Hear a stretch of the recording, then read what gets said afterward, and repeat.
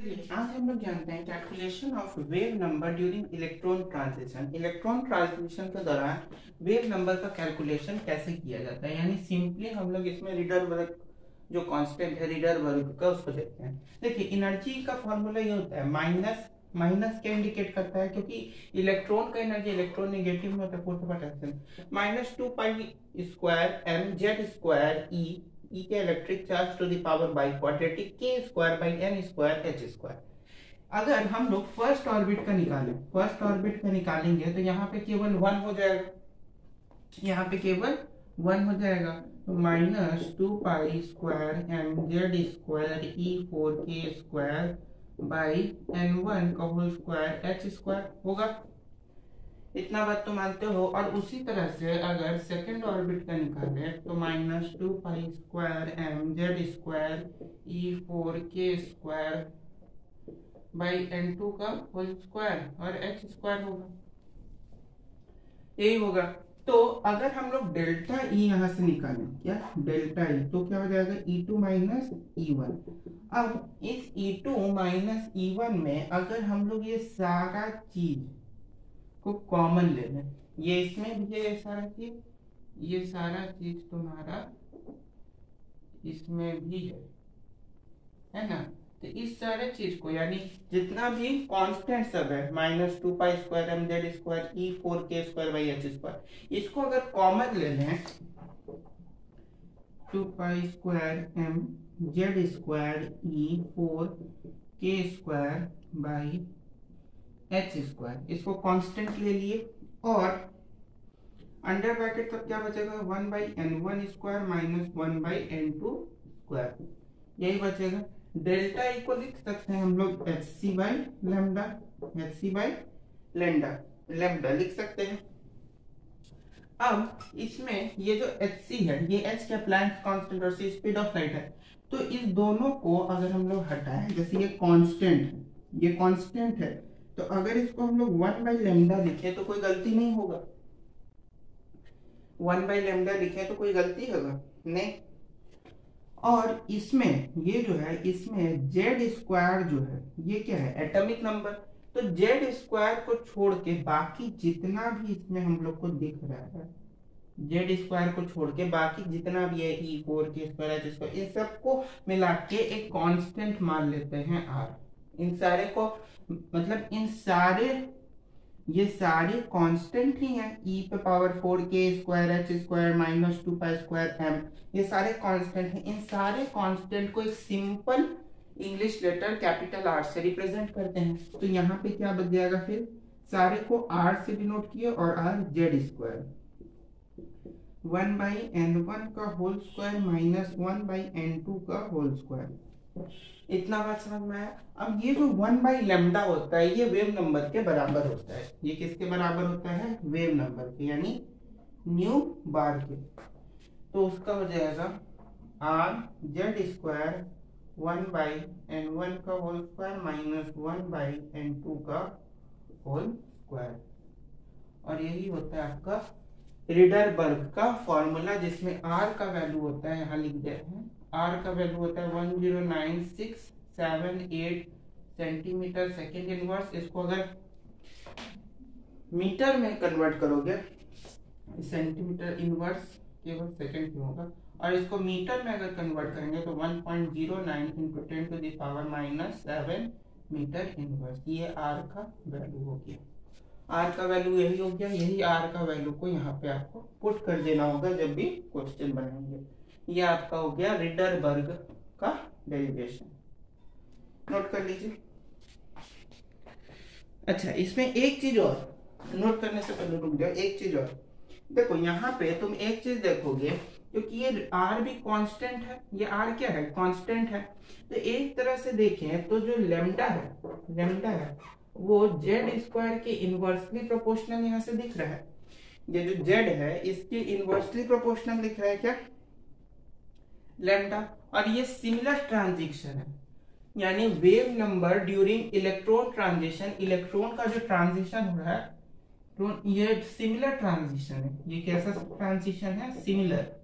तो similar transition के लिए डिफरेंट स्पेक्ट्रम में, अलग अलग स्पेक्ट्रम में जब सिमिलर ट्रांजिशन हो तो उस केस में देखो हम लोग का जो लैम्डा है यानी वेव लेंथ है वो एटॉमिक नंबर के इनवर्सली प्रोपोर्शनल आ रहा है। यानी कि यहाँ से हम लोग लिख सकते हैं कि लैम्डा 1/λ2 यानी वेव लेंथ का अगर रेशियो पूछेगा तो वो एटॉमिक नंबर का जो रेशियो होगा उसके इनवर्सली प्रोपोर्शनल का स्क्वायर होगा, उसके इनवर्सली प्रोपोर्शनल का स्क्वायर होगा। अब नोट डाउन कर लीजिए।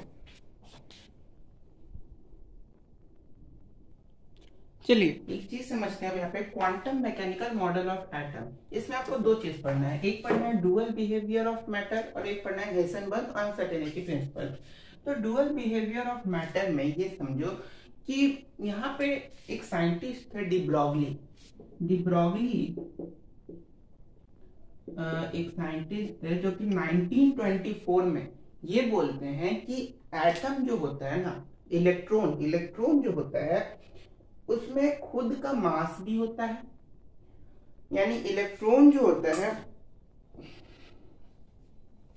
उसके पास मास होता है और वो मूव करता रहता है। डुअल मतलब होता है दो, मैटर का दो बिहेवियर बताए। तो वो दो बिहेवियर जो है डी ब्रॉगली साहब यही बताए कि इलेक्ट्रॉन जो होता है, क्योंकि मैटर इलेक्ट्रॉन से बना है, एटम से बना होता है मैटर और एटम के अंदर इलेक्ट्रॉन, तो इलेक्ट्रॉन का दो प्रॉपर्टी वो बताए।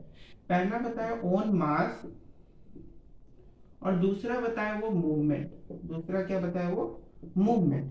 तो ये दो चीजें वो बताए डी ब्रॉगली साहब। तो इसमें डी ब्रॉगली साहब जब ये चीज बताए तो इलेक्ट्रॉन के अंदर ये होता है। तो इसके बाद कई सारी थ्योरीज आने लगी, जैसे प्लैंक्स क्वांटम थ्योरी में हम लोग पढ़े थे कि प्लैंक साहब बोले थे कि एनर्जी जो होता है वो h न्यू के बराबर होता है, यानी वेव के जो फ्रीक्वेंसी होती है उसके टर्म में एनर्जी को उन्होंने बताया। और आइंस्टीन जो थे उन्होंने जो है एनर्जी को मास से रिलेट किया, यानी E = mc²। आइंस्टीन ने मास से एनर्जी को रिलेट किया और प्लैंक्स ने वेव के फ्रीक्वेंसी से रिलेट किया। तो इस दोनों को जब देखा गया फर्स्ट और सेकंड को, तो इन्हीं दोनों को जब कंबाइन किया गया, क्योंकि ये दोनों एनर्जी के ही फॉर्मूला थे, तो h न्यू = mc² आया। अब यहाँ पे जब न्यू जो है वो क्या हो जाता है c/λ। न्यू क्या हो जाता है c/λ। तो देखो h c/λ = mc²। तो यहां से एक चीज कंक्लूड हुआ कि 1/λ = mc²/hc ये हो रहा है। अब ये जो c है ये ऊपर जाएगा तो इससे एक स्क्वायर कट जाएगा, एक स्क्वायर कटेगा तो बचेगा क्या, लैम्डा = h/mc। और ये जो c है ये क्या है, वेलोसिटी किसका, लाइट का ये क्या है, वेलोसिटी है। तो लैम्डा = h/mc। यही तुम्हारा बन गया डी ब्रॉगली का इक्वेशन, यही बन गया de Broglie equation related to wavelength. यानी कि वो यही बोलते हैं कि इलेक्ट्रॉन का तो खुद का मास तो होता ही है जो कि नेग्लिजिबल होता है, लेकिन उसका खुद का मूवमेंट भी होता है। वो या तो ऐसे क्लॉकवाइज स्पिनिंग डायरेक्शन या एंटी क्लॉकवाइज में मूव करता है।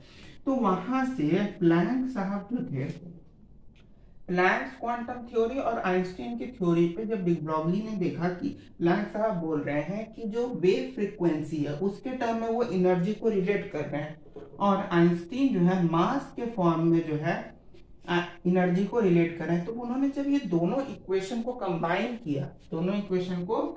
किया तो उनको रिजल्ट क्या मिला कि जो वेवलेंथ है वो h/mc यानी Planck's constant by mass into c क्या है, वेलोसिटी। तो ये चीज उनको मिल गया। अब यहां से उन्होंने थोड़ा सा और थ्योरम दिखाया कि अगर यहाँ पे देखा जाए कि यहाँ मास है और c वेलोसिटी है, तो मास इंटू वेलोसिटी मोमेंटम होता है। मास इंटू वेलोसिटी क्या होता है? मोमेंटम। और यहाँ h कांस्टेंट है, तो h अगर कांस्टेंट है तो 1/, मोमेंटम हो जाएगा। तो यहाँ से हमको पता चला कि जो वेवलेंथ है वो मोमेंटम के इनवर्सली प्रोपोर्शनल है, यानी lambda 1/λ2 is equal to P2 यानी बाई P1। ये भी चीज उनको यहाँ से समझ में आया। कोई दिक्कत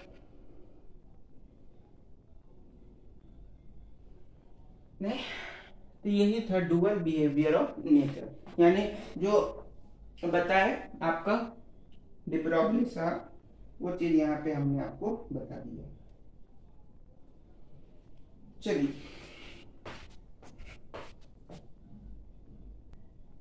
अच्छा, जो ये ड्यूअल बिहेवियर बताया डी ब्रॉगली साहब, इसका कुछ सिग्निफिकेंस था। सिग्निफिकेंस यही था कि ये जो था माइक्रोस्कोपिक जो ऑब्जेक्ट है उसके लिए एप्लीकेबल था, यानी ये जो फॉर्मूला है ये माइक्रोस्कोपिक ऑब्जेक्ट के लिए तो एप्लीकेबल था, लेकिन जो मैक्रोस्कोपिक है, जिनको नेक्स्ट आइज से देखा जा सकता है, उनके लिए ये एप्लीकेबल नहीं है। उनके लिए एप्लीकेबल नहीं है, केवल माइक्रोस्कोपिक जो ऑब्जेक्ट्स हैं उन्हीं के लिए ये फॉर्मूला एप्लीकेबल है। यही चीज जो है उनका सिग्निफिकेंस था।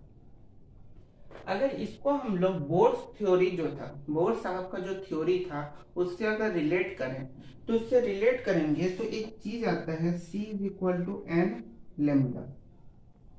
यहाँ पे ये जो लेमडा है, ये जो लेमडा है ये डी ब्रॉगली का वेवलेंथ, डी ब्रॉगली वेवलेंथ है। और C क्या है?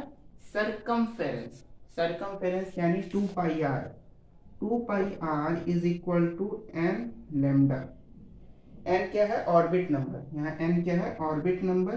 तो इसको अगर बोर्स थ्योरी से रिलेट करोगे तो तुमको ये वाला इक्वेशन मिलेगा। और यहीं से हम आपको बताए थे कि जो वेव नंबर होता है वो वेव नंबर जो होगा वो ऑर्बिट नंबर के डायरेक्टली प्रोपोर्शनल, वेव नंबर जो है वो ऑर्बिट नंबर के बराबर होता है। समझ में आता है? तो यही चीज है, इसको बोर्स थ्योरी से यहाँ पे हमने रिलेट किया है। तो वेव नंबर जो होता है वो आपका ऑर्बिट नंबर के बराबर होता है, ये चीज हम बताए थे।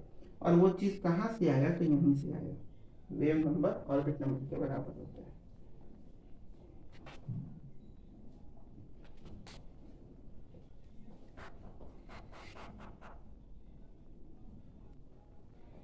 अच्छा, एक रिलेशन बताते हैं यहाँ पे डी ब्रॉगली वेवलेंथ और काइनेटिक एनर्जी के बीच में रिलेशन। देखो, डी ब्रॉगली वेवलेंथ हम लोग को आया है कि lambda is equal to h upon mv, ये आया है। अगर काइनेटिक एनर्जी यहाँ से हम लोग देखा जाए तो क्या होता है? Half mv square. Kinetic energy क्या होता है? हाफ mv स्क्वायर, ये होता है।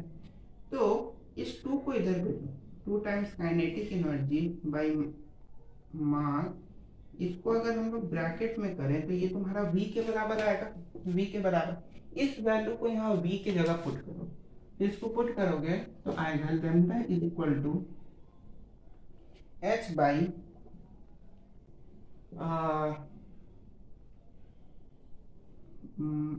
मास, ठीक है, mass into under root 2 times kinetic energy by mass, ये आएगा। इसको अगर यहाँ पे देखा जाए तो m से हट जाएगा, ये हट जाएगा, और यहाँ पे अंत में से वो कर दिया, ठीक है। और हाँ, ये रहा, यहाँ से लैम्डा हो जाएगा आपका h upon under root 2 times kinetic energy into,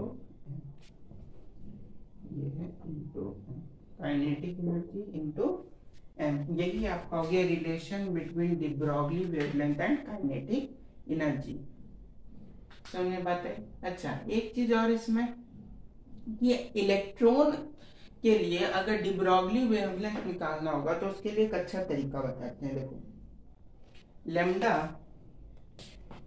electron और अल्फा पार्टिकल इन दोनों के लिए अगर तुमको डिब्रोगली वेवलेंथ चाहिए तो उसका एक अच्छा तरीका बताते हैं। देखो एक तरीका है कि लैम्डा इज इक्वल टू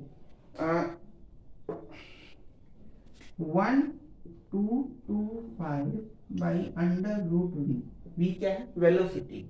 ये तुम्हारा हो गया डिब्रोगली वेवलेंथ और वेलोसिटी के बीच में रिलेशन एंगस्ट्रम है। ये इलेक्ट्रॉन के लिए एप्लीकेबल है। फॉर इलेक्ट्रॉन के लिए ये एप्लीकेबल है। अगर अल्फा पार्टिकल के लिए चाहिए, फॉर अल्फा पार्टिकल के लिए लैम्डा हो जाता है 0.101 बाई अंडर रूट वी। ये किसके लिए एप्लीकेबल हो गया? फॉर अल्फा पार्टिकल के लिए। और ये किसके लिए हो गया? इलेक्ट्रॉन के लिए। यहाँ पे लैम्डा जो है वो क्या है? वेवलेंथ यानी लंबाई है, और लंबाई को हमेशा कुछ यूनिट चाहिए, तो उसका यूनिट यहाँ पे एंगस्ट्रम। यहाँ पे यूनिट क्या है? एंगस्ट्रम है। बात समझ में? तो इस दोनों रिलेशन को भी नोट डाउन कर लो जितना चीज बता रहे हैं। चलिए अब देखते हैं हेज़नबर्ग अनसर्टेनिटी प्रिंसिपल को। हेज़नबर्ग अनसर्टेनिटी प्रिंसिपल ये बोलता है कि एक साथ मतलब साइमल्टेनियसली हम लोग जो है वो इलेक्ट्रॉन का वेलोसिटी और एग्जैक्ट वेलोसिटी यानी मोमेंटम और एग्जैक्ट पोजीशन जो है एटम के अंदर पता नहीं कर सकते। यानी एक ही साथ ये चीज नहीं पता किया जा सकता है कि इलेक्ट्रॉन एग्जैक्टली किस पोजीशन पे है और उस पोजीशन पे उसका मोमेंटम क्या है। It is impossible to determine the exact position and momentum of an electron in an atom simultaneously. यही बोलता है हेज़नबर्ग अनसर्टेनिटी प्रिंसिपल। तो यहाँ पे जो डिस्टेंस है उसको हम लोग x से डिनोट करेंगे। तो यहाँ पे delta v into delta x is equal to नहीं greater than equal to h by 4 pi. ये तुम्हारा इसका फॉर्मूला होता है। यहाँ पे ये हो गया फॉर्मूला इसका। यहाँ पे डेल्टा v है, इसको हम लोग मास इंटू डेल्टा v लिख सकते हैं। यहाँ पे मोमेंटम को भी रिप्रेजेंट किया जा सकता है, तो उसको यहाँ पे लिख देते हैं। यही तुम्हारा फॉर्मूला हो गया हेज़नबर्ग अनसर्टेनिटी प्रिंसिपल। बस चलिए यहाँ पे अगर हम लोग ध्यान से देखो तो अगर यहाँ डेल्टा v में हम लोग मास से मल्टीप्लाई करते हैं तो यहाँ पे m इंटू वी यानी मोमेंटम हो रहा है। तो मोमेंटम के फॉर्म में हेज़नबर्ग अनसर्टेनिटी प्रिंसिपल यहाँ पे ये है। अगर इसको एनर्जी के टर्म में देखो, in terms of energy Heisenberg uncertainty principle क्या होगा? तो वो होता है डेल्टा ई इंटू ये क्या है? इंटू डेल्टा टी यानी change in time is equal to h अपॉन 4 पाई। ये होता है in terms of energy. In terms of energy के टर्म्स में हेज़नबर्ग अनसर्टेनिटी प्रिंसिपल क्या होगा? वो ये होता है। बात समझ में आ गई? तो ये तीन को तो याद रखना ही है। साथ ही साथ ये भी जो है, जैसे हम डिब्रोगली का बताए कि वो माइक्रोस्कोपिक के लिए कारीगर है, मैक्रोस्कोपिक के लिए नहीं है। सेम उसी तरह से हेज़नबर्ग अनसर्टेनिटी प्रिंसिपल भी माइक्रोस्कोपिक के लिए कारीगर है लेकिन मैक्रोस्कोपिक के लिए नहीं है।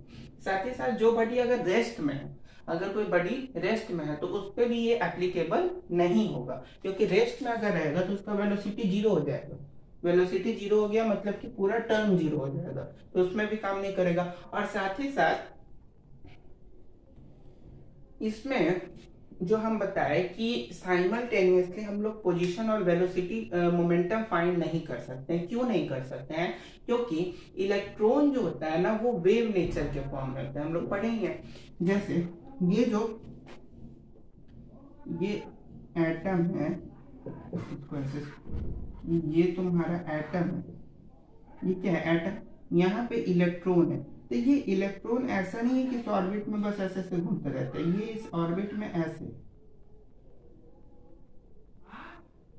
ये ऐसे वेव के फॉर्म में जो है इस ऑर्बिट में क्या करता रहता है, रिवॉल्व करता रहता है, जिसके कारण हो सकता है उसका पोजीशन यहाँ हो सकता है उसका पोजीशन यहाँ हो, यहाँ हो, यहाँ हो, यहाँ हो, कहीं भी हो सकता है। तो साइमल्टेनियसली उसका पोजीशन क्या है, उसका इस पोजीशन पे मोमेंटम क्या है, mv क्या है, ये दोनों चीज साइमल्टेनियसली पता नहीं किया जा सकता है इसी वेव नेचर के वजह से। समझ में बात है? तो ये था हेजनबर्ग अनसर्टेनिटी प्रिंसिपल। आज के वीडियो का कुछ बोनस पॉइंट भी ले लेते हैं। आज के वीडियो का बोनस पॉइंट हम बताते हैं एनर्जी से रिलेटेड। एनर्जी में हम बहुत सारा फॉर्मूला बताए थे, उसमें दो चीज याद रखना। क्या दो चीज? जो टोटल एनर्जी होता है, टोटल एनर्जी वो हमेशा पोटेंशियल एनर्जी का हाफ होता है। टोटल एनर्जी जो होता है वो पोटेंशियल एनर्जी का हाफ होता है। उसके साथ साथ टोटल एनर्जी जो होता है वो माइनस में होता है 2 टाइम्स काइनेटिक एनर्जी के। काइनेटिक एनर्जी का 2 टाइम्स होता है माइनस में, 2 times kinetic energy. Total energy 2 times होता है काइनेटिक एनर्जी का माइनस में, और पोटेंशियल एनर्जी का हाफ होता है। ये सब चीज भी याद रखिए।